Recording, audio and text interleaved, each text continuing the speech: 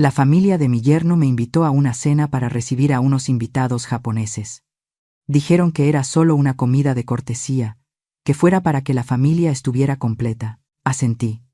Me puse mi ropa más sencilla y me senté a la mesa bajo la cálida luz amarilla del restaurante. Durante toda la cena, hablaron entre ellos en japonés, se reían, asentían. De vez en cuando me miraban y luego apartaban la vista, como si yo no existiera. Permanecí en silencio. Fingí no entender. Les dejé creer que frente a ellos solo había una anciana que no sabía hacer otra cosa que sonreír y comer despacio. Pero entonces, el padre de mi yerno se inclinó hacia el hombre japonés sentado a su lado y dijo en voz baja: «Ella es solo la sirvienta de mi familia». Solo una frase. Me quedé paralizada, con el corazón como si me lo estrujaran. No podía creer lo que acababa de oír, y ellos no tenían ni idea de qué. Yo entendía toda su conversación. Soy Jimena Alcántara Figueroa, una viuda de 65 años. Y lo que sucedió en la cena con los socios del suegro de mi hija lo cambió todo. Hay humillaciones que se tejen lentamente, con sonrisas falsas y palabras venenosas. Un martes por la mañana, mientras paseaba tranquilamente por mi puesto habitual en el mercado, sonó mi teléfono. Al otro lado de la línea estaba la voz de Aitana, mi hija. «Mamá, el viernes por la noche en la mansión Montoya, la familia organiza una cena para recibir a unos socios importantes. ¿Te unes a nosotros?». Guardé silencio, pero por ella asentí. Luego colgó, dejándome con una sensación indescriptible, una mezcla de amor por mi hija y preocupación por lo que me esperaba. A las 7 en punto del viernes por la noche, me encontraba frente a la mansión de los Montoya. Las luces brillantes y la música se oían desde la puerta. Don Kazuo, el suegro de Aitana, salió a recibirme. Llevaba un traje negro reluciente, sonreía, pero su mirada era fría. «Doña Jimena, aquí está mi consuegra», dijo en voz alta, lo suficiente para que algunos invitados se giraran a mirar. Dejando la tienda por una noche, me dio una palmada en el hombro con demasiada familiaridad, como un recordatorio de mi lugar. Forcé una sonrisa y guardé silencio. Dentro, el ambiente de la fiesta me resultaba aún más sofocante. Doña Mireya, la suegra de Aitana, solo me saludó con un gesto de cabeza desde la distancia. Mi yerno, Leandro, estaba ocupado recibiendo a unos invitados japoneses. Sentí que mi presencia sobraba. La cena comenzó. Los socios japoneses se sentaron en el centro, frente a don Kazuo y su familia.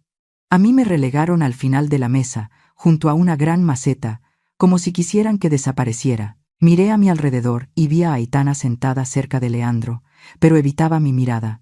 Sonreía a los invitados, desempeñando a la perfección su papel de nuera ideal.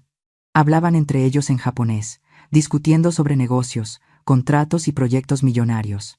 Pensaban que yo no entendía, pero permanecí en silencio, tratando de no cometer ningún error. Sin embargo, una frase de don Kazuo me hizo no dar crédito a mis oídos. Dijo en japonés, presentándome a los invitados: «Les presento a doña Jimena, la devota sirvienta de nuestra familia. Los Montoya siempre somos generosos, por eso la hemos invitado a sentarse a la mesa para embellecer el ambiente de esta noche». Los invitados asintieron, dirigiéndome sus miradas. Luego continuó, con la voz llena de burla: «Ella no está acostumbrada a estas cosas. Probablemente se esté preguntando por qué el pescado se come crudo». Leandro soltó una carcajada. «Seguro que piensa que es un desperdicio de comida, padre». Toda la mesa estalló en risas, como si yo fuera un chiste del que todos podían reírse. Miré a Aitana. Vi que negaba ligeramente con la cabeza, con aspecto incómodo, pero no dijo nada. Doña Mireya me ignoró por completo, sorbiendo su copa de vino como si yo no existiera. Traté de mantener la calma, apretando la servilleta en mi regazo.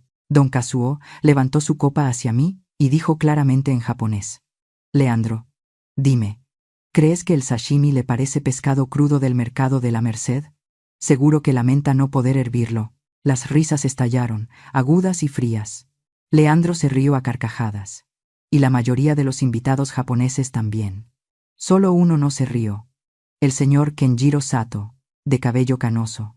Me miraba fijamente, con una mirada aguda y tranquila, como si estuviera leyendo una historia que toda la habitación pretendía ignorar. Bajé la vista a mi plato, tratando de reprimir la tormenta que se desataba en mi interior.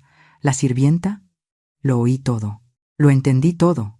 Ellos no lo sabían. Aquellas frases en japonés, llenas de desprecio, me trajeron viejos recuerdos.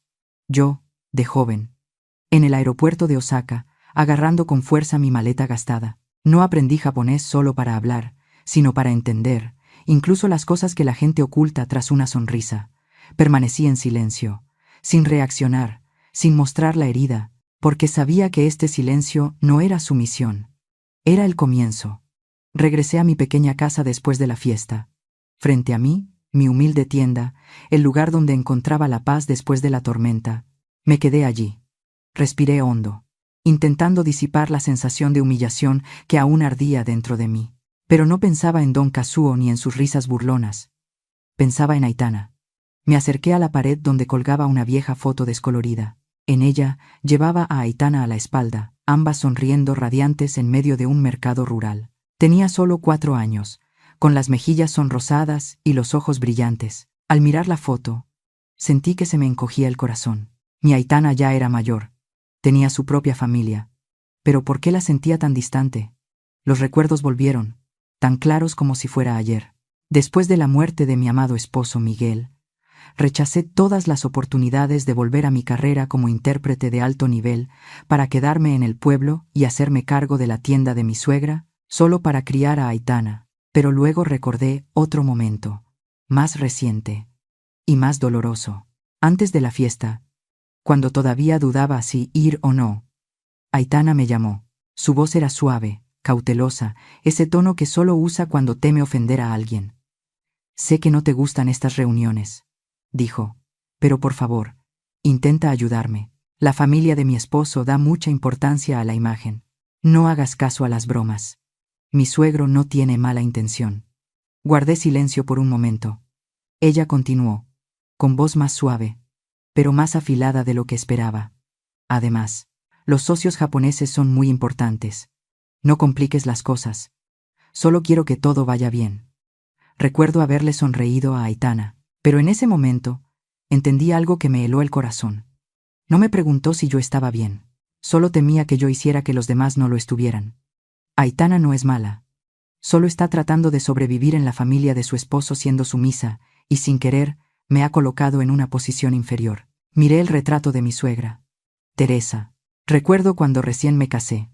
Un comerciante intentó aprovecharse de mí, y ella me llevó a un lado y me dijo, Jimena, puedes soportar dificultades, pero nunca te acostumbres a la humillación. Esas palabras han ardido en mí como un fuego lento hasta hoy. Amo a Aitana incondicionalmente, pero eso no significa que deba inclinarme ante la humillación. Mi silencio en la fiesta no fue debilidad, fue el comienzo de una tormenta. Y sé que este viaje apenas ha comenzado. A veces, nuestro silencio no es debilidad, sino la preparación para una respuesta. Cuéntame las historias de venganza que hayas vivido o presenciado. La fiesta de encuentro con los socios japoneses de la familia de Don Kazuo no terminó ahí. El verdadero drama aún estaba por llegar. Sentada en mi habitación, recuerdo cada momento vívidamente. Las risas de Don Kazuo y Leandro resonaban por toda la sala. Doña Mireya sorbía su copa de vino, sus ojos fríos e indiferentes, como si yo fuera un simple objeto decorativo sin importancia.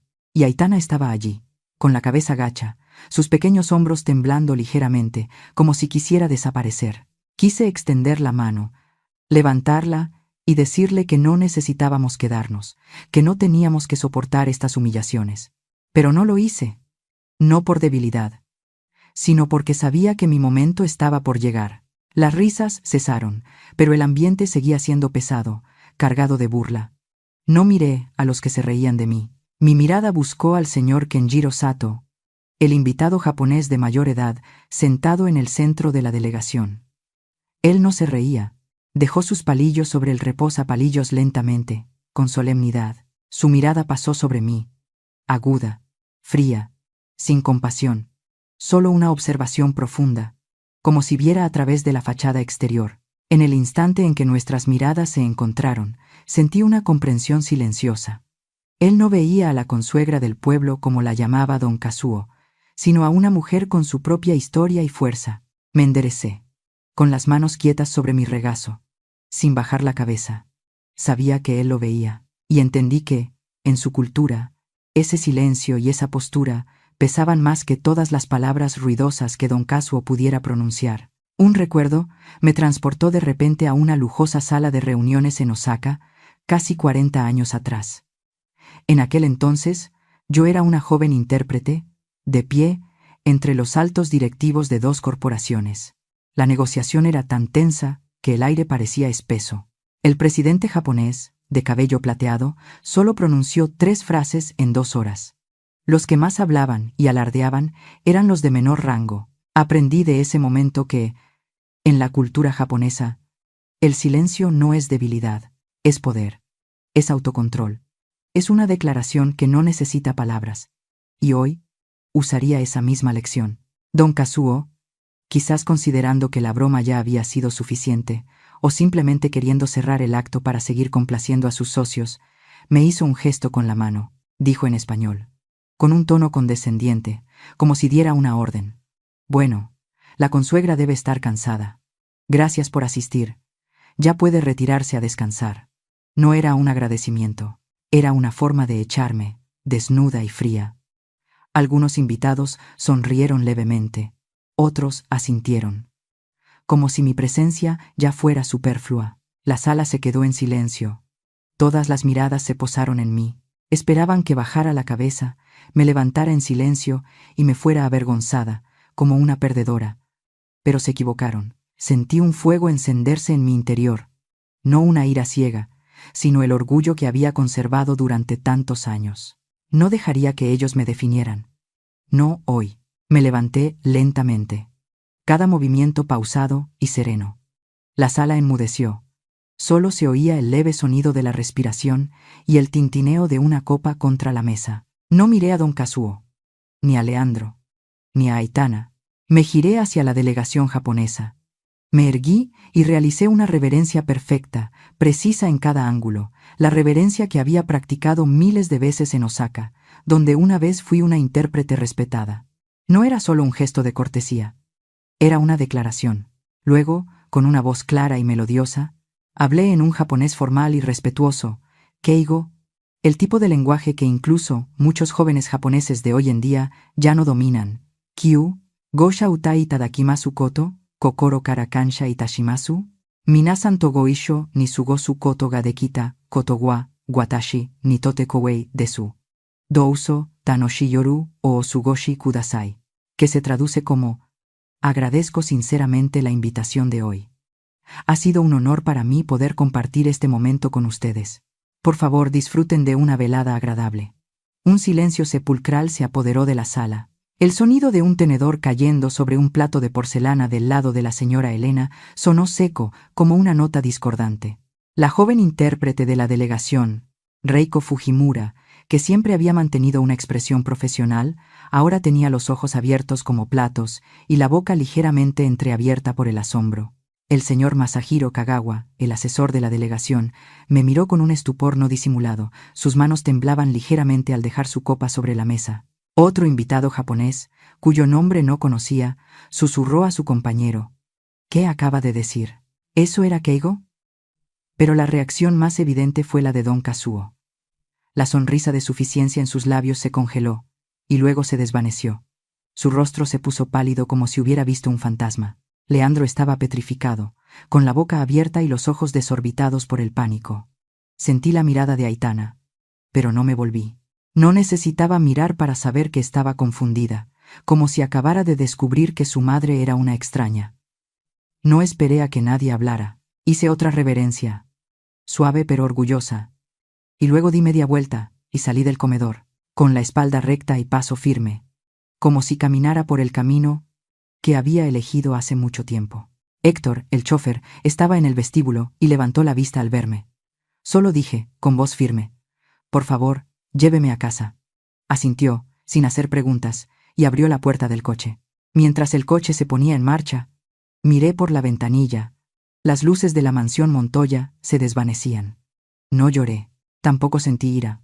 Dentro de mí había una extraña calma, como si acabara de recuperar una parte de mí misma, esa parte que había olvidado desde mis días en Osaka, cuando solía estar en medio de poderosas salas de reuniones y pronunciar palabras que podían cambiar destinos. Pero sabía que esto no había terminado.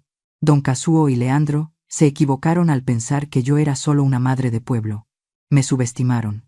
Y el precio a pagar vendría de su propia arrogancia. No necesitaba venganza. Solo necesitaba ser yo misma. Y todo se pondría en su lugar. Comencé mi primer movimiento. En mi vieja habitación, revolviendo las páginas de mis diarios de juventud, me detuve en el nombre de Sofía Ramírez.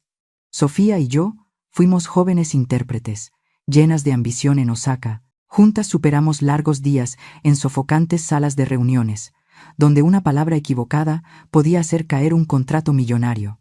Después de mi regreso a México, Sofía continuó su camino, y ahora es dueña de una pequeña consultoría especializada en el mercado asiático. Hacía casi 10 años que no nos comunicábamos, pero sabía que si alguien podía ayudarme en este momento, era Sofía. Tomé el teléfono, mis dedos se deslizaron sobre las teclas, con una ligera vacilación. Era tarde, pero no podía esperar más. Después de unos cuantos timbres, una voz familiar sonó. Un poco ronca, pero aún llena de vida. Sofía al habla. Sofía. Soy Ximena, dije, con voz tranquila, pero sin ocultar la urgencia. Hubo un momento de silencio al otro lado de la línea, luego una exclamación. Dios mío. Ximena. ¿Desde dónde llamas?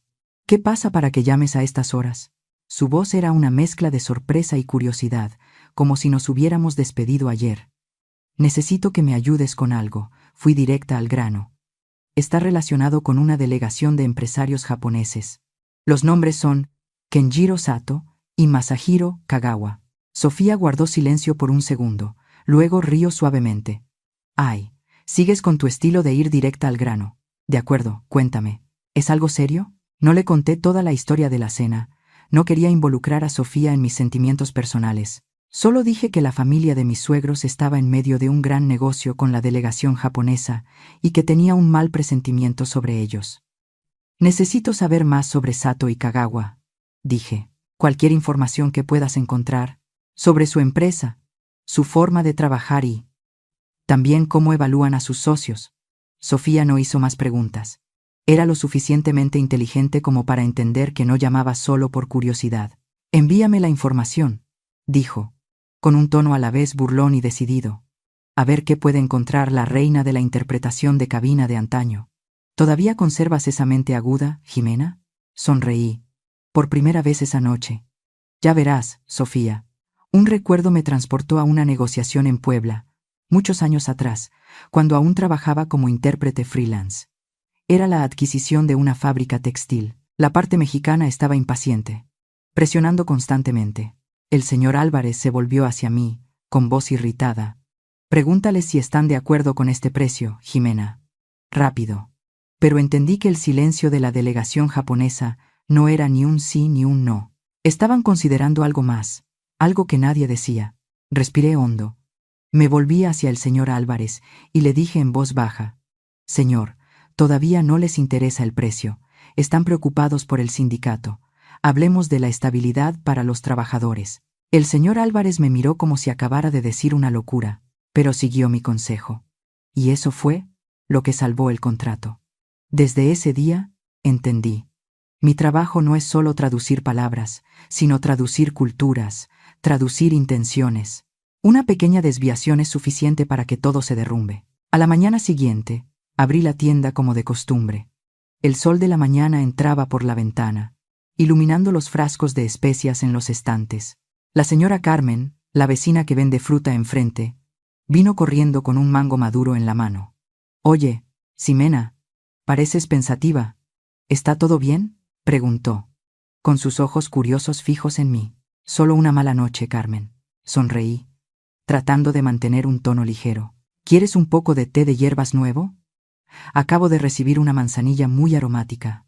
La señora Carmen sonrió, pero su mirada seguía siendo inquisitiva. Guardas muy bien los secretos, Ximena, pero sé que algo pasa. Cuando quieras hablar, ven a verme, ¿de acuerdo? Me guiñó un ojo y volvió a su puesto. Mantuve todo como de costumbre, pesando semillas de chía, ordenando verduras, charlando con los clientes. Pero mi mente no dejaba de dar vueltas. No necesitaba pruebas de la humillación. Había oído claramente cada palabra de don Kazuo. Lo que necesitaba era una confirmación de la sospecha que había surgido en mí a partir de la mirada del señor Kenjiro Sato durante la cena. El honor en los negocios para los japoneses no es algo con lo que se juega. Don Kazuo no solo me humilló a mí, se humilló a sí mismo frente a las personas a las que más quería impresionar. Sabía que el señor Sato y el señor Kagawa lo habían visto. Simplemente no lo habían dicho todavía. Al mediodía, mientras limpiaba el mostrador, sonó la campanilla de la puerta. Un niño, el nieto del señor Mateo, entró corriendo, sin aliento. Señora Jimena, mi abuelo dice que hoy entregará las verduras un poco tarde, ¿está bien? Está ocupado ayudando a mi papá a arreglar el coche. No hay problema, Juanito, respondí, dándole al niño una batata asada del horno. Dile a tu abuelo que se tome su tiempo. Puedo esperar. El niño sonrió de oreja a oreja y salió corriendo. Al verlo, recordé a Aitana cuando era pequeña, siempre aferrada a mí en la tienda, pidiéndome que le contara historias de mis viajes lejanos. Ahora, ella estaba en un mundo diferente, y yo tenía que hacer todo lo posible para protegerla, no solo de las humillaciones, sino también de su propia ceguera. Volví a casa. Saqué mi vieja agenda de contactos una vez más, y anoté algunos otros nombres a los que podría contactar. No estaba segura de lo que Sofía encontraría, pero sabía que tenía que actuar, no por venganza, sino para proteger mi propio honor y para que Aitana entendiera que, aunque la amaba incondicionalmente, no dejaría que nadie, ni siquiera la familia de su esposo, pisoteara mi autoestima. Esa noche me senté junto a la lámpara amarilla, releyendo un viejo libro sobre la cultura japonesa. Las palabras me recordaron los valores que una vez aprendí: el honor, el respeto y el poder del silencio. Sabía que don Kazuo había cometido un grave error, y no tendría que hacer mucho. La verdad encontraría su propio camino para salir a la luz, como siempre lo hace. Si algún día te encuentras en una situación como la mía, en la encrucijada entre exigir justicia y dejarlo todo por los lazos familiares, ¿qué elegirías? Cuéntame las historias de tu familia. Estoy dispuesta a escuchar con todo mi corazón. 2 días después de la fiesta, un lunes por la mañana tranquilo, mientras ordenaba unos paquetes de té de manzanilla en el estante, sonó el teléfono. El suave aroma de las hierbas aún flotaba en el aire, y el sol de la mañana entraba por la ventana, iluminando las motas de polvo suspendidas. Descolgué, y la voz de Sofía Ramírez sonó, con una urgencia profesional. «Jimena, tengo información para ti», dijo, en voz baja pero decidida. «¿Qué información?», pregunté, todavía sosteniendo el paquete de té, con la mirada perdida en el familiar camino del pueblo, donde unos niños jugaban. La delegación de Sato ha cancelado la última reunión con Montoya Corp, prevista para esta mañana, respondió Sofía. La razón oficial es un asunto urgente que resolver en Tokio, pero mis fuentes dicen otra cosa. Dicen que la parte japonesa tiene profundas preocupaciones sobre la cultura corporativa y la falta de respeto en el socio. Jimena, tú lo entiendes. Esta es la forma diplomática de decir: no podemos confiar en ustedes. Este contrato se da por terminado. Me quedé quieta, apretando el paquete de té con tanta fuerza que el papel crujió. «Gracias, Sofía», dije, con voz tranquila, pero con una marea interna. «Me has ayudado mucho». «Jimena, ¿estás bien?», preguntó Sofía. Su voz se suavizó, llena de preocupación. «Sé que no me lo has contado todo, pero si es algo grave, dímelo. ¿De acuerdo?» «Estoy bien», respondí, sonriendo, aunque sabía que no podía verme. «Sigue con tu trabajo, Sofía. Te llamaré». Colgué, dejé el teléfono sobre el mostrador y miré hacia afuera. No sentí alegría, ni satisfacción. En cambio, sentí una calma pesada, como si una máquina invisible se hubiera puesto en marcha y yo solo hubiera sido quien la activó. Al mediodía, mientras pesaba semillas de chía para la señora Rosa, una clienta habitual, el sonido del motor de un coche se oyó afuera. Levanté la cabeza y vi a Aitana bajar de su coche. Rara vez venía a la tienda a esa hora, y en cuanto vi su rostro pálido y sus ojos hundidos, supe que algo no iba bien. Aitana entró. La campanilla de la puerta sonó débilmente. «Mamá», dijo, con la voz quebrada, como si estuviera conteniendo las emociones. La reunión se pospuso. sin una razón clara. Mi suegro ha estado llamando toda la mañana, pero su intérprete solo dice que los jefes están ocupados. Miré a mi hija, con el corazón encogido, pero mantuve un tono suave. Vaya, hija. Seguramente tienen algo que hacer. Aitana se acercó al mostrador, con las manos entrelazadas, con una mirada inquisitiva. Mamá, ¿qué les dijiste esa noche? ¿Por qué en japonés? Asustaste a todo el mundo. Su tono no era de curiosidad, sino que tenía un matiz de acusación, como si yo fuera la causa de todo el lío. No respondí de inmediato. En cambio fui a la pequeña cocina, serví una taza de té de flor de loto de la tetera aún caliente. «Bebe esto», dije, colocando la taza frente a ella. «Bebe para calmarte. Los negocios no siempre salen bien». Aitana miró la taza, pero no la tocó. «Mamá, hablo en serio», dijo, con la voz más alta. «Leandro dice que todos en la empresa están en pánico. Creen que tú hiciste algo para causar un malentendido. ¿Puedes decirme algo?» La miré directamente a los ojos, con el corazón oprimido. Aitana, la hija por la que había sacrificado toda mi vida, ahora estaba aquí, mirándome como a una extraña. Solo los saludé cortésmente. «Aitana», dije, con voz serena, «si eso los asustó, entonces quizás el problema no sea mío». Mi hija bajó la cabeza. No dijo nada más, pero vi cómo sus hombros temblaban ligeramente. Se dio la vuelta y se dirigió a su coche sin probar el té. Mientras el sonido del coche se alejaba, me quedé inmóvil, sintiendo como si hubiera perdido una parte de mí misma. En los días siguientes el ambiente en el pueblo comenzó a cambiar. La señora Carmen, la vecina que vende fruta, vino a la tienda una tarde, con una cesta de naranjas frescas. «Ximena, ¿te has enterado?», preguntó, con voz excitada. «Mi sobrino, el que trabaja de jardinero para los Montoya, dice que el señor Kazuo rompió una maceta cara solo porque no le devolvieron una llamada.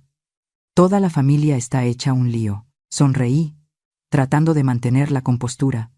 «Vaya, Carmen, seguramente está estresado». «¿Qué estrés, ni qué estrés?», resopló la señora Carmen, colocando la cesta de naranjas en el mostrador. «¿Sabes? Esto me parece muy extraño. De repente, la delegación japonesa guarda silencio. No hay más reuniones. ¿Sabes algo, Ximena? No me lo ocultes». Reí suavemente y negué con la cabeza. «Tú preocúpate de vender tus naranjas, Carmen. Solo soy una tendera. ¿Qué voy a saber yo?». Pero por dentro lo sabía todo. El silencio de la delegación japonesa no era una coincidencia. Habían visto la verdadera naturaleza de don Kazuo. Y yo, a mi manera, les había ayudado a verlo más claramente. Un recuerdo me transportó de repente a una tarde en Osaka, cuando Miguel vino a buscarme. Estaba en medio del aeropuerto, con una bolsa de semillas de maíz de la tierra de su familia. Sus ojos brillaban de amor. «Aquí eres una excelente intérprete», dijo, con voz sincera, «pero en casa, quiero que seas la reina de mi corazón y de nuestro hogar». Miré el bullicio de Osaka, los rascacielos, las reuniones tensas, y luego lo miré a los ojos. Decidí dejar atrás ese brillante pasado, no por fracaso, sino porque quería una felicidad más tranquila y duradera. Esta tienda, este pueblo, fue mi elección, no mi exilio. Ese fin de semana, sonó el teléfono mientras limpiaba el mostrador. Era Leandro. Su voz estaba llena de frustración, sin el titubeo de la vez anterior. «Señora, no sé qué intenciones tiene», dijo casi gruñendo, «pero su comportamiento en la cena ha causado un malentendido muy grave. Los socios japoneses creen que nuestra familia no está unida. ¿Sabe lo grave que es esto?». Mantuve la calma, aunque sentía una oleada de ira. «Solo lo saludé cortésmente, Leandro», respondí. «¿Acaso la cortesía es un problema ahora?». «No es una cuestión de cortesía», interrumpió Leandro, alzando la voz. «¿Usted habló en japonés?». Les hizo pensar que nuestra familia no los respeta. «¿Puede explicarlo?». «No tengo nada que explicar», dije, todavía con voz serena. «Si crees que yo soy el problema, díselo a tu padre. No te lo impediré». Colgué antes de que pudiera decir más, con el corazón apesadumbrado pero sin remordimientos. El pánico de los Montoya había comenzado. Sabía, por la mirada del señor Sato, por el silencio de la delegación japonesa, que don Kazuo se había cavado su propia tumba. No necesitaba hacer nada más.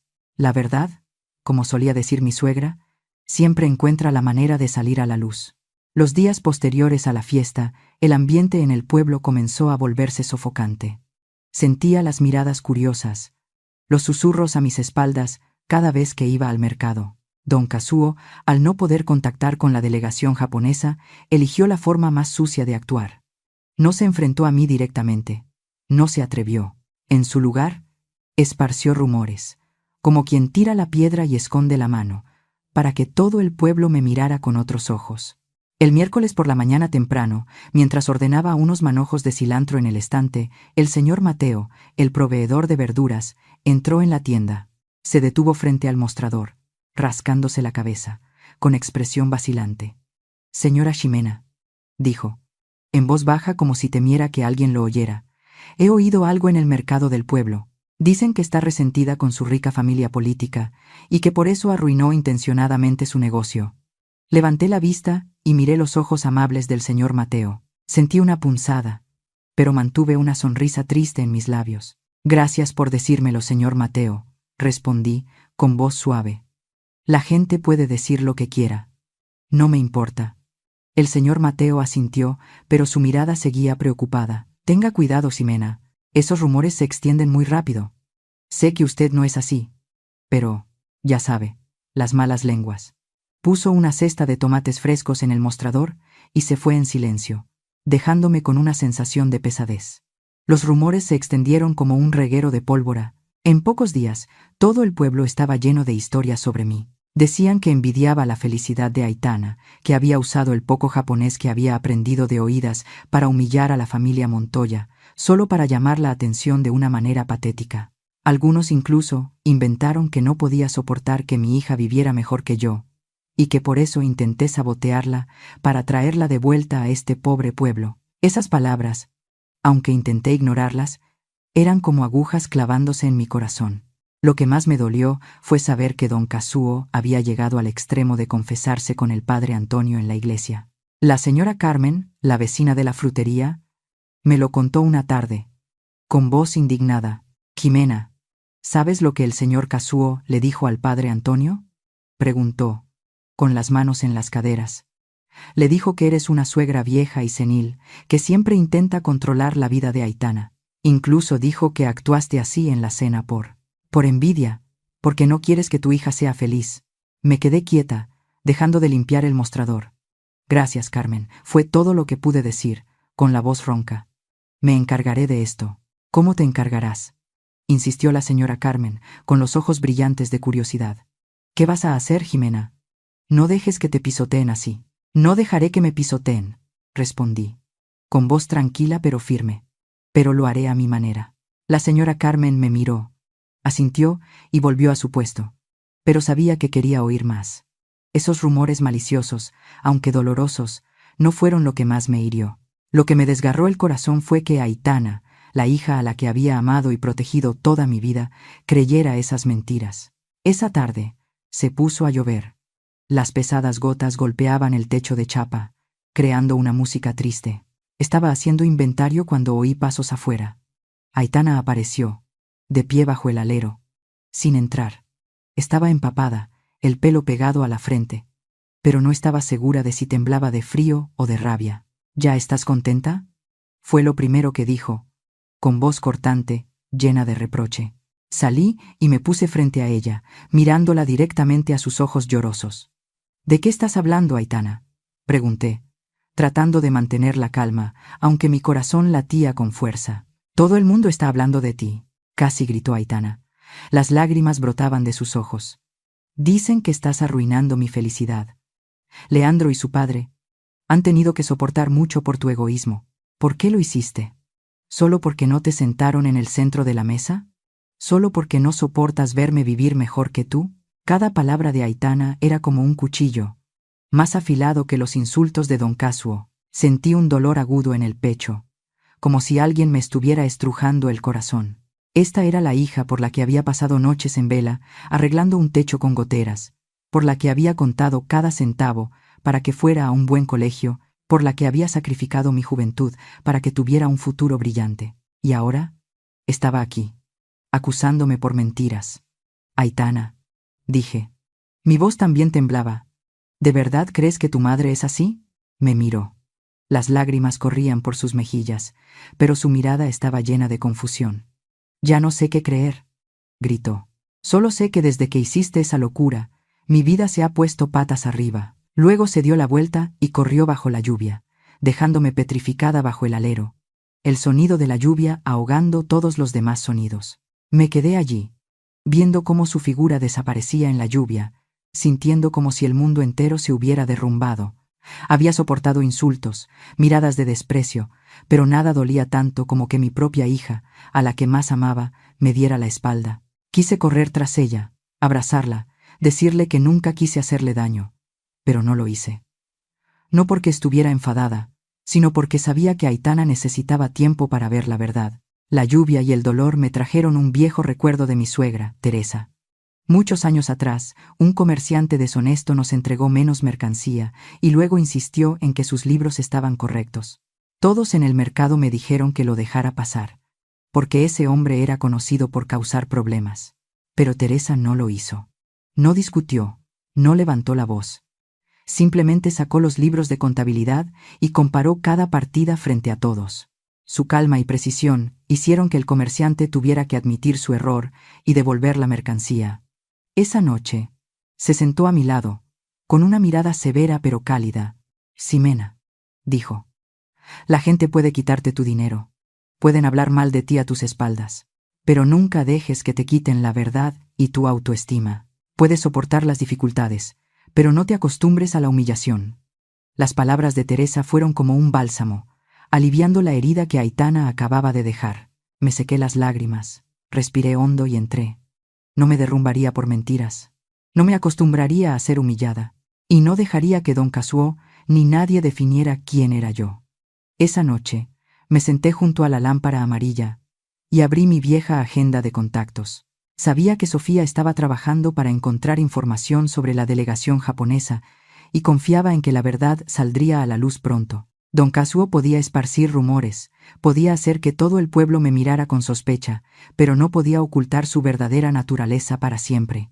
Y Aitana, aunque ahora estaba cegada por las mentiras, pronto se daría cuenta de quién era su madre. Miré el retrato de Teresa y susurré: «Abuela, no dejaré que me quiten mi autoestima. Lo prometo». Luego me levanté, preparándome para los días venideros, cuando la verdad encontraría su propio camino para revelarse, como siempre lo hace. Después de la dolorosa discusión con Aitana bajo la lluvia, no la llamé. Sabía que ambas necesitábamos espacio para calmarnos, para que las emociones turbulentas se asentaran. Volví a mi rutina diaria, abriendo la tienda, pesando semillas de chía, charlando con la señora Carmen, pero en mi corazón, el dolor persistía. No estaba enfadada con Aitana, pero me entristecía que hubiera dejado que las mentiras de los Montoya la cegaran. Pasaron 2 días. Pensé que las cosas se calmarían, pero entonces llamó Leandro. Su voz era fría, arrogante, como si estuviera dando una orden. «Señora, mi padre quiere verla, esta tarde, a las 4, en la residencia. Hay algunas cosas que aclarar para salvar la situación». Sostuve el teléfono, sintiendo la arrogancia en cada una de sus palabras. No era una invitación, era una citación. «De acuerdo, Leandro», respondí con voz tranquila. «Allí estaré». Colgué, miré el tranquilo camino del pueblo frente a la tienda y me dije: «Esta será la última vez que les dejaré pensar que pueden controlarme».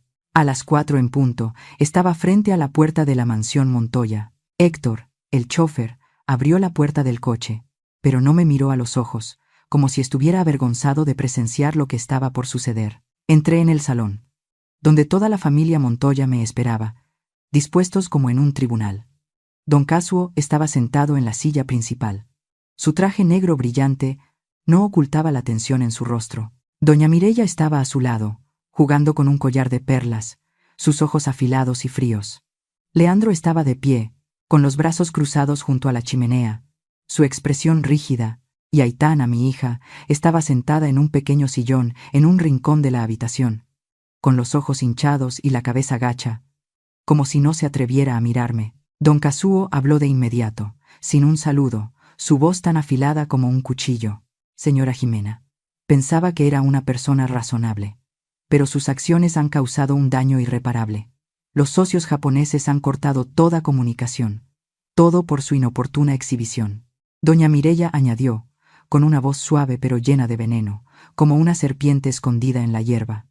Hemos intentado apoyar a Aitana y a su familia, pero quizás usted no está acostumbrada a nuestro mundo, señora Jimena. Un saludo equivocado puede arruinar una fortuna. Me senté allí, con la espalda recta, las manos cuidadosamente colocadas en mi regazo, escuchando cada palabra. No solo querían que me sintiera avergonzada, querían que me arrodillara y pidiera perdón, querían que admitiera que era una anciana de pueblo que había arruinado accidentalmente sus negocios. Leandro se acercó, tratando de parecer conciliador, pero su voz todavía tenía un tono de superioridad. Mamá. Nadie quería que las cosas llegaran a este punto, dijo, evitando mirarme directamente a los ojos. Papá solo quiere que admita su error. Redactaremos una carta de disculpa para los japoneses, explicando que estaba un poco confundida por la edad y no entendía el contexto. Apenas podía creer lo que oía. Querían que me declarara una anciana senil, querían que sacrificara el último ápice de mi honor para salvar su acuerdo. Miré a Aitana, esperando que levantara la cabeza, que dijera algo para defenderme, pero ella solo se quedó allí, llorando en silencio, con las manos apretadas. Esa imagen me dolió en el corazón, pero también despertó una fuerza que había dejado de lado durante mucho tiempo. Los recuerdos volvieron, tan claros como si fuera ayer. Recordé el día en que mi suegra, Teresa, falleció. Tenía 35 años, Aitana apenas 10. Sola organicé el funeral, me hice cargo de la tienda y la eduqué. Hubo noches en las que, agotada, me sentaba junto al mostrador, mirando a mi hija dormir mientras las lágrimas corrían por mi rostro. También hubo hombres que se ofrecieron a protegerme, pero los rechacé a todos. Mi honor no era algo que nadie me concediera. Lo construí con noches en vela, con manos callosas, con un amor incondicional por Aitana. Y hoy, no dejaría que nadie me lo arrebatara. Respiré hondo, sintiendo la fuerza de ese recuerdo extenderse por todo mi cuerpo. Miré directamente a don Casuo, mi mirada firme. Señor Montoya, comencé, con voz completamente tranquila. No estoy confundida, y no actué de manera incorrecta. Me volví hacia Leandro, mi voz todavía serena pero aguda. Y yerno, no necesito que salves nada. Toda la habitación quedó en silencio, como si el aire hubiera sido succionado. Miré directamente a don Kazuo, y en un japonés perfecto y claro, dije, enfatizando cada palabra. Soshite watashi tachi mo. Kyo no yoru no. Doutoku teki na kasarimo no toshite. Koko ni ite. Kureta gihutsu. No haha. Ni kansha. Shinakereba narimasen. Y también debemos agradecer a la consuegra por estar aquí esta noche, como un adorno moral.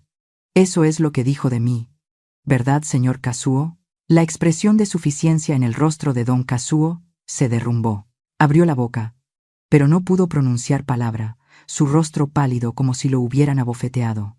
Leandro parecía como si le hubiera caído un rayo, con los ojos desorbitados y la boca abierta. Doña Mireya, por primera vez en la conversación, perdió su indiferencia. El collar de perlas en su mano temblaba ligeramente. Aitana levantó la cabeza.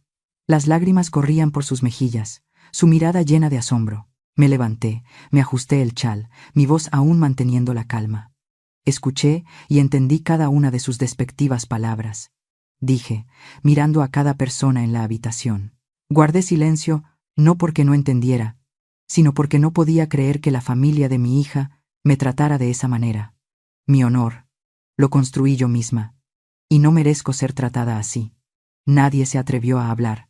Salí de la habitación, con la espalda recta, cada paso firme. Al pasar junto a Aitana, vi que me miraba, ya no con una mirada acusadora, sino con una de despertar, como si acabara de darse cuenta de quién era su madre.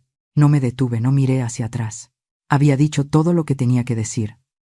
Al salir, Héctor abrió rápidamente la puerta del coche. Esta vez me miró con un toque de respeto. Me senté en el coche y a través de la ventanilla vi cómo la silueta de la mansión Montoya se desvanecía. No sentí satisfacción, pero sí alivio.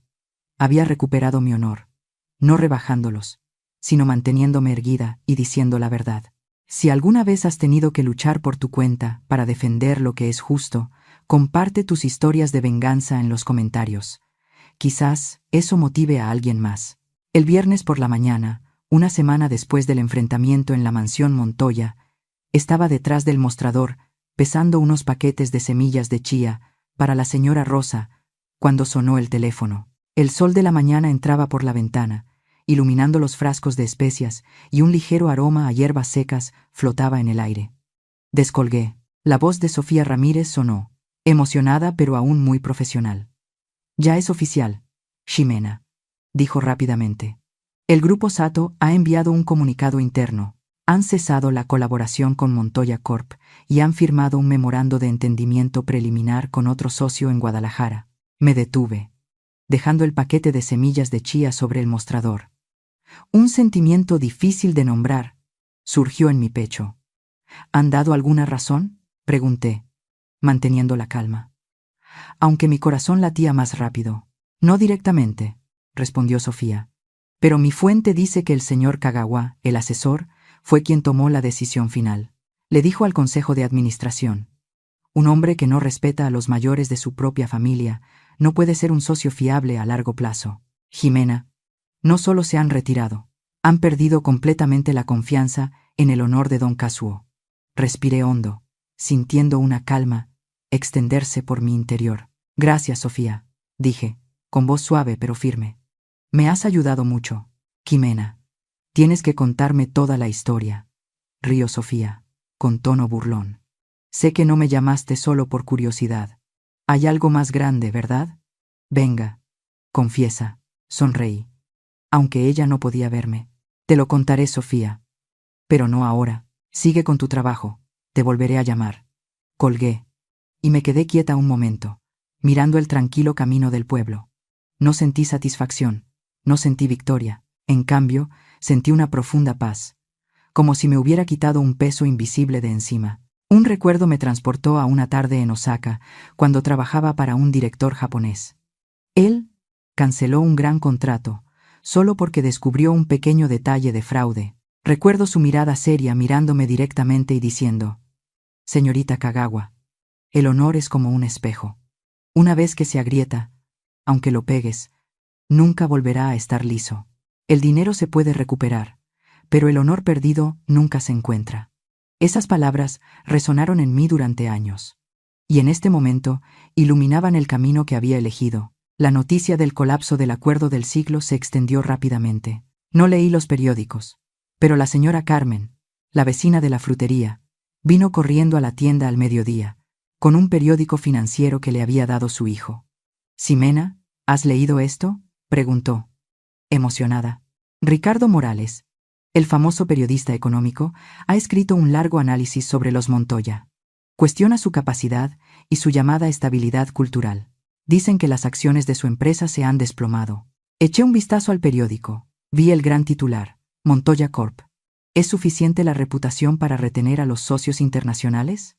Sonreí y le devolví el periódico a la señora Carmen. «Gracias, pero no me sorprende», dije, con voz suave. «Lo que tenga que ser, será».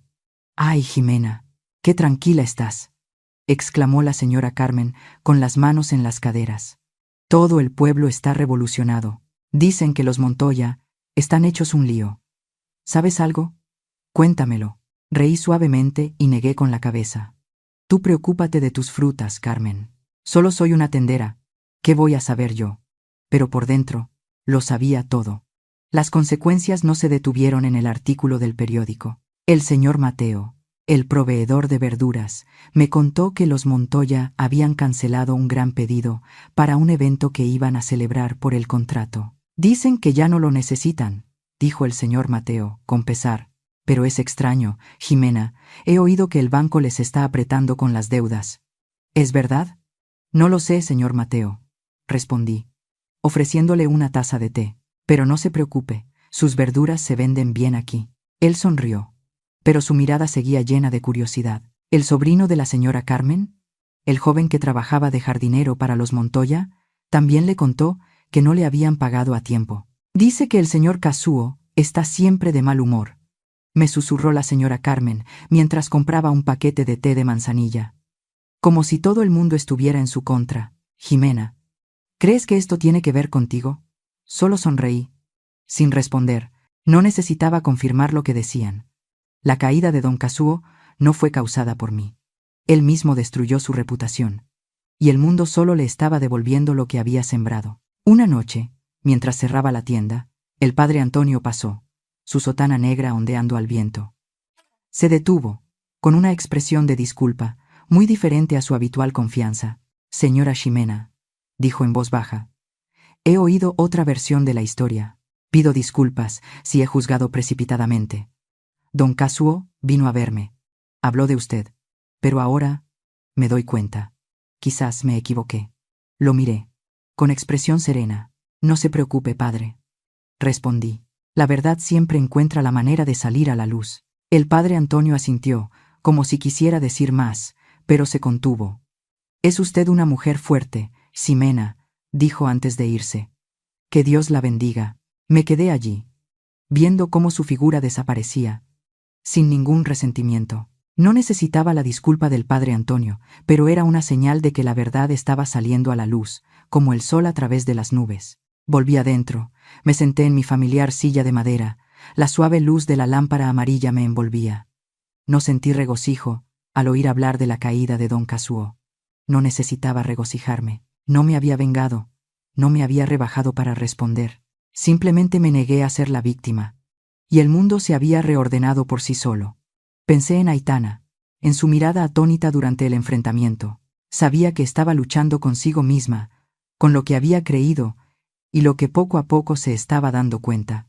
No estaba enfadada con ella, pero sabía que, para convertirse en una mujer fuerte, Aitana necesitaba aprender a enfrentar la verdad.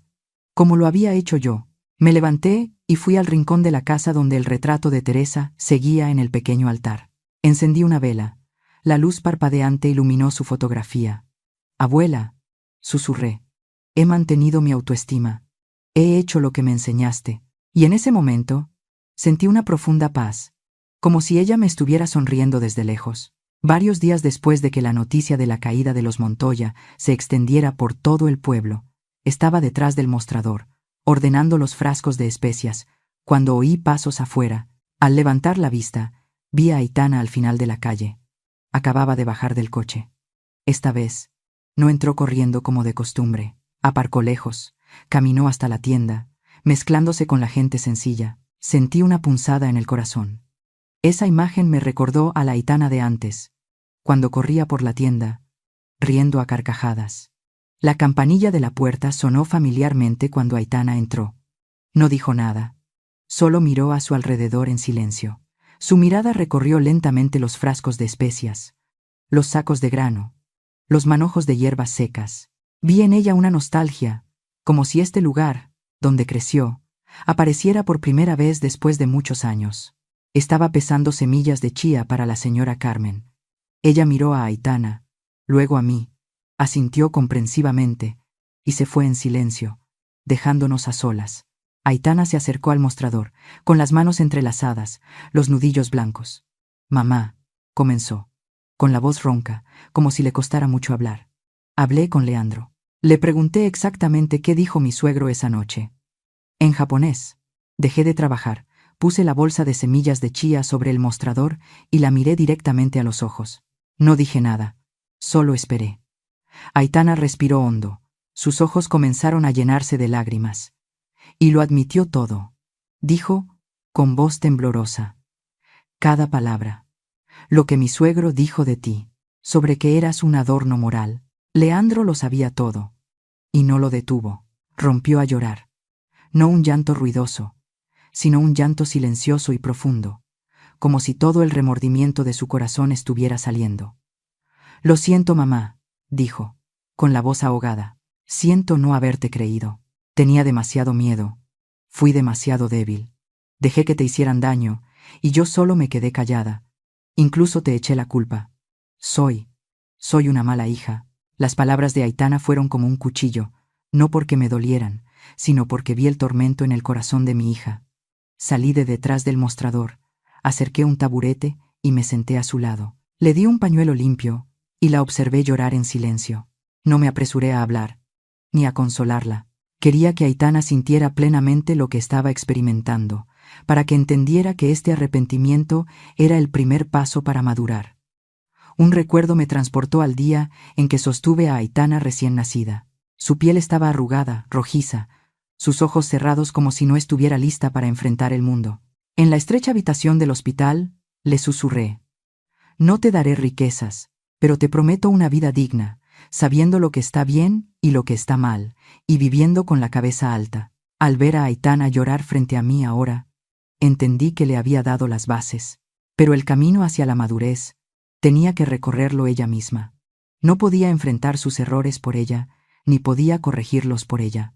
Cuando Aitana se calmó, hablé, con voz suave pero firme. Te perdono tu debilidad, Aitana, dije, mirándola directamente a los ojos. Pero necesito que entiendas una cosa. Ella levantó la vista.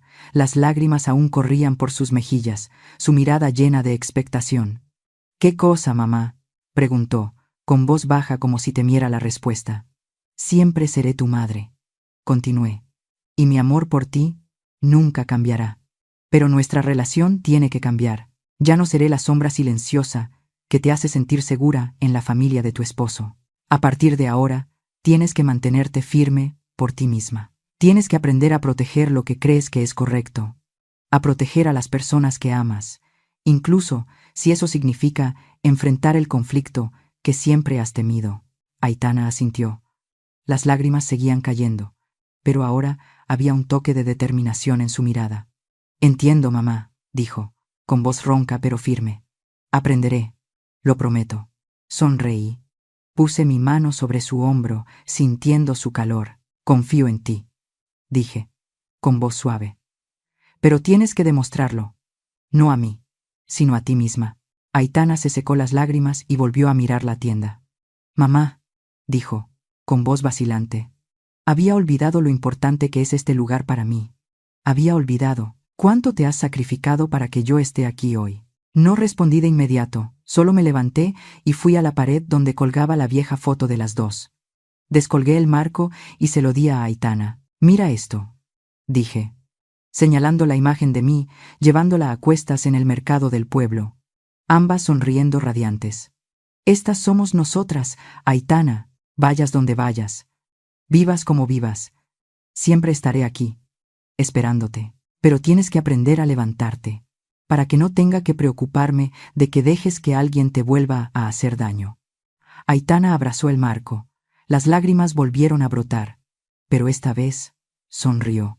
No te decepcionaré más, dijo, con voz más segura. Haré que te sientas orgullosa. La abracé, por primera vez en muchos días, sintiendo una cercanía que pensé que había perdido. Siempre he estado orgullosa de ti, susurré, solo que ahora quiero que estés orgullosa de ti misma. Cuando Aitana se fue, me quedé en la puerta, viéndola caminar hacia su coche. Se dio la vuelta y me saludó con la mano, una sonrisa débil pero sincera en sus labios. Sabía que el camino de Aitana no sería fácil, pero creía que había comenzado a entender el valor de la autoestima, de la verdad y del amor incondicional que le había dado. Volví a la tienda, me senté en mi familiar silla de madera. La suave luz de la lámpara amarilla me envolvía. Miré el retrato de Teresa y susurré: Abuela, ella estará bien. He hecho lo que me enseñaste. Y en ese momento sentí una profunda paz, como si todas las dificultades que había pasado hubieran valido la pena, solo para ver a Aitana encontrarse a sí misma. Mi vida volvió gradualmente a su ritmo familiar, como un río que fluye silenciosamente a través de los campos de maíz. Cada mañana abría la tienda. El sol entraba por la ventana, iluminando los frascos de especias en los estantes. Charlaba con la señora Carmen sobre el precio de las naranjas. Pesaba mercancía para el señor Mateo y sonreía cuando los niños del pueblo pasaban corriendo, sus risas resonando en el callejón. Por la noche, me sentaba junto a la lámpara amarilla, leyendo viejos libros, dejando que mi alma se calmara. El asunto de los Montoya, que una vez fue un tema candente en el pueblo, se había convertido gradualmente en una vieja historia, como una brisa que pasa y se desvanece. Aproximadamente un mes después, en un atardecer, cuando el crepúsculo teñía de oro el camino de tierra frente a la tienda, un coche de lujo se detuvo. No era el coche familiar de Leandro, pero reconocí de inmediato el logotipo en la carrocería. El emblema de los Montoya. La puerta se abrió, y don Kazuo bajó. Parecía haber envejecido 10 años. Su espalda estaba más encorvada, su cabello tenía muchas más canas, y su rostro, una vez lleno de arrogancia, ahora solo mostraba cansancio y derrota. Me quedé detrás del mostrador, todavía limpiando, observándolo entrar. El sonido de la campanilla de la puerta sonó fuera de lugar, en el espacio silencioso. Don Kazuo se detuvo frente al mostrador. Su mirada recorrió los estantes y luego se posó en mí. Después de un largo silencio, habló, con la voz ronca, como si le costara mucho pronunciar las palabras. Señora Jimena, dijo, con las manos entrelazadas, he venido a disculparme. Dejé de trabajar, puse el paño sobre el mostrador y lo miré directamente a los ojos. Él inclinó la cabeza, una reverencia torpe, desconocida, como si nunca antes hubiera tenido que hacer esto. Lo que dije, lo que hice, estuvo mal, continuó, con voz temblorosa. Fui demasiado arrogante, y he pagado el precio. Lo siento, señora Ximena. Desde el fondo de mi corazón, me quedé allí, mirando al hombre que una vez me humilló públicamente frente a los invitados japoneses, ahora de pie en mi pequeña tienda, pidiendo disculpas. No sentí satisfacción, ni triunfo. En cambio, solo vi a un hombre derrotado por su propia arrogancia, una persona que había perdido lo más valioso, el honor. Escucho su disculpa, señor Montoya, respondí, con voz tranquila, sin la menor vacilación. Acepto esa disculpa. No dije más. No lo consolé, ni lo recriminé. Mi perdón era para que mi propia alma estuviera en paz, no para concederle la absolución. Don Kazuo levantó la vista, un atisbo de esperanza en sus ojos, como si quisiera que dijera algo para aliviar su dolor. Señora Jimena, vaciló. Sé que no puedo arreglar lo que pasó, pero si hay alguna manera de... No es necesario, señor Montoya, lo interrumpí, con voz suave pero firme. Lo que pasó, dejémoslo pasar. Usted tiene su camino, y yo tengo el mío. Lo miré, sin ira, simplemente como una conclusión. Asintió, pareciendo querer decir más, pero se contuvo, se dio la vuelta y salió de la tienda. La campanilla sonó, una vez más, débil, como una nota perdida. Seguí el coche con la mirada hasta que desapareció detrás de los árboles. No gané porque don Kazuo fracasó. No gané porque vino a disculparse. Gané porque nunca dejé que él, ni nadie, decidiera mi valor. Esa noche, después de cerrar la tienda, entré en el pequeño almacén de atrás. En un rincón, cubierta por una fina capa de polvo, estaba la vieja maleta que una vez llevé a Osaka. Me arrodillé. Puse mi mano sobre su superficie gastada, sintiendo los arañazos que contaban la historia de una juventud llena de ambición. Una vez pensé que mi fuerza residía en esta maleta, en el conocimiento que adquirí, en el idioma que dominaba, en un pasado glorioso que viví.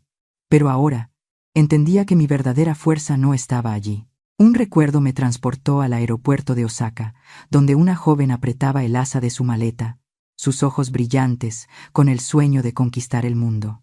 Había recorrido un largo camino, no para convertirse en una heroína a los ojos de nadie, sino para encontrarse a sí misma. Sonreí. Acaricié suavemente la maleta y susurré. Gracias, por ser tan fuerte. Pero sabía que ya no necesitaba abrir esa maleta. Ya no necesitaba llevarla a ninguna parte. Todo lo que necesitaba estaba aquí, en esta tienda, en los años que crié sola a Aitana, en las enseñanzas de mi suegra, Teresa, y en la amabilidad que elegí en lugar de la amargura. Volví a casa. Me senté en mi familiar silla de madera. La suave luz de la lámpara amarilla me envolvía. Miré el retrato de Teresa. Su mirada seguía siendo severa pero cálida, como si me estuviera observando. Abuela, susurré. Lo he logrado. He mantenido mi autoestima, como me enseñaste. Sentí una profunda paz, como si todas las dificultades que había pasado hubieran valido la pena, solo para poder sentarme aquí, con la cabeza alta, y saber que había vivido correctamente. A la mañana siguiente, la señora Carmen vino corriendo, con un mango amarillo maduro en la mano. «Ximena, ¿te has enterado?», preguntó, emocionada. «Dicen que el señor Kazuo está vendiendo algunas tierras en las afueras para pagar las deudas del banco. Los Montoya ahora son como una serpiente sin cabeza». Reí suavemente y le ofrecí una taza de té. «Vaya, Carmen. Seguramente encontrarán la manera de superarlo». Ay, siempre tan tranquila, exclamó la señora Carmen, con las manos en las caderas. Pero sé que tienes algo que ver con esto, ¿verdad? Cuéntamelo, Jimena. Carmen, respondí, con los ojos brillantes. Solo soy una tendera. ¿Qué voy a saber yo? La señora Carmen resopló, pero su sonrisa decía que no me creía. Cuando la señora Carmen se fue, me quedé en la puerta, mirando el tranquilo camino del pueblo. Pensé en Aitana, en el viaje que estaba comenzando para convertirse en una mujer fuerte. Pensé en don Kazuo, en el precio que tuvo que pagar por su arrogancia. Y pensé en mí misma, en la mujer que había viajado de Osaka a este pueblo, de una ambiciosa intérprete a una madre, una abuela, una guardiana de la autoestima a través de muchas tormentas. Gané. No porque me vengara de ellos. Gané porque, desde el principio, nunca les permití decidir mi valor. Y esa, lo sabía, era la mayor victoria de mi vida. Cuento esta historia no para exponer la crueldad de una familia, ni para buscar satisfacción después del dolor, sino para recordar a todos, especialmente a las madres, que nuestro valor no nos lo otorga nadie. A veces, por amor a nuestros hijos, por mantener la paz, aceptamos el silencio ante el desprecio y nos acostumbramos a que nos coloquen en un lugar inferior al que merecemos. Pero el silencio solo tiene sentido cuando es una elección, no una sumisión. Aprendí que el amor incondicional no significa sacrificar la autoestima. El perdón no es olvidar la verdad. Y defender nuestro honor no le quita la felicidad a nadie. Solo obliga a quienes están acostumbrados a despreciar a los demás, a enfrentar su propia naturaleza. Si esta historia deja algo, es esto.